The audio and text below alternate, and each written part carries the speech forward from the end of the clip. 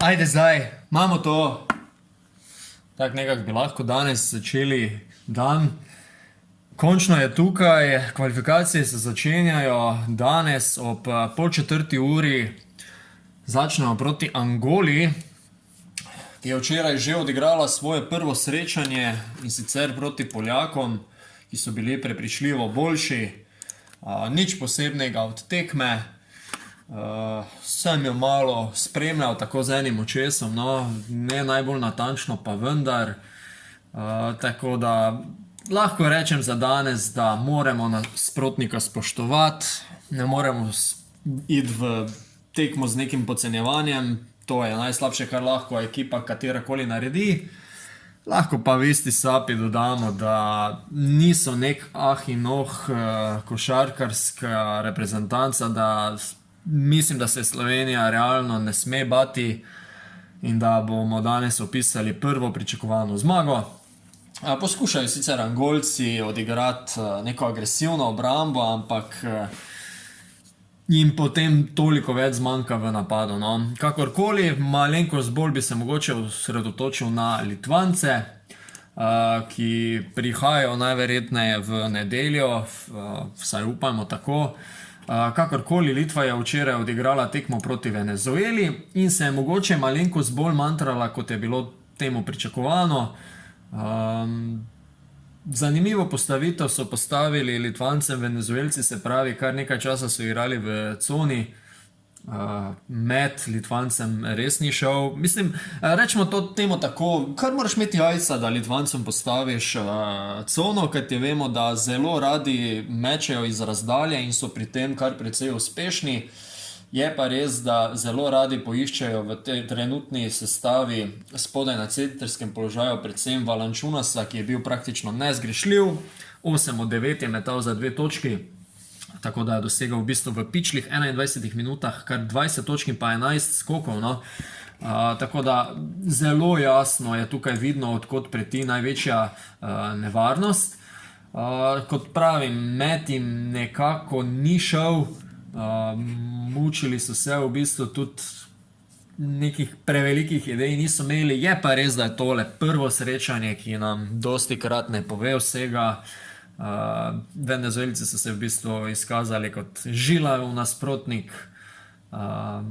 Tako da po prvi tekmi sodeč bi zdaj rekel, da je Slovenija favorit tega turnirja, še preden je igrala svojo prvo tekmo, malo naivno, malo čudno, vse skupaj se sliši tole, ampak se pravim, prva tekma je, veliko se lahko tudi skriva, vedno je težek začetek, se pravimo, prvo tekmovanje po dolgem času malo bolj resna tekma, vse skupaj nanese rezultate, ki so pač včeraj bili, ne, se pravi. Pričakovali smo malo višjo zmago nad Venezuelo, Litve, to se ni zgodilo, zmaga je pa vendarle zmaga in se je ne gleda v zobe. Tako, gremo na današnjo srečanje, na današnji dan. Kot prvo, Jaka Blažič, če pride to do tebe, vse najboljše, želim ti uvrstitev na olimpijske igre, tako pa drugače. Ja, tako, kot smo dejali, danes srečanje proti Angoli, ki niso nek bav in bi jih morali Slovenci danes premagati.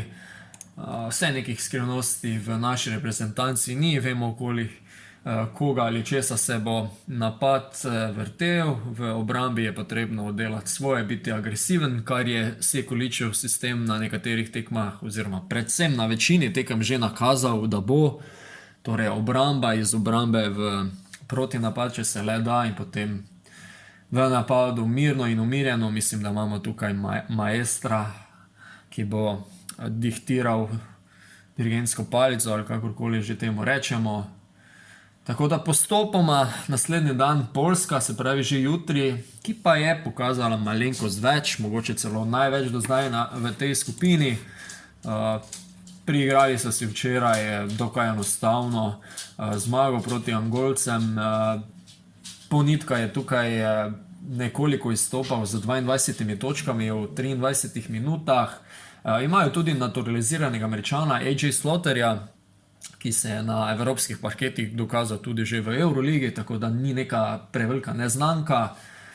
Tako da ja, 19 točk razlike, zelo lušna zmaga, ampak Poljska pride na vrsto komaj jutri, danes je čas za Angolo.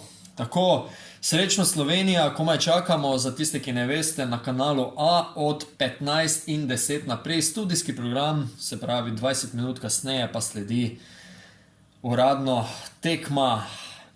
Nič, srečno Slovenija, prva naloga je pred vami, verjamem, da ne bo prevelike nervoze, prevelikih skrbi s to tekmo, ampak korak za korakom.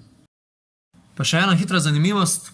Danes zjutraj ob 8. uri je Košarkarska zveza Slovenija lansirala zelo omejeno število dresov Luke Dončića, reprezentančnih dresov seveda, no, ni jih več. Žal, upam, da ste jih dobili, ne vem, koliko, 50 ali koliko jih je šlo ven, to ni uradna informacija, to sem nekje prebral, pa nimam pojma, koliko je resnična, ampak v bistvu zelo malo, zelo omejeno in pričakovano, ni jih več. Žal.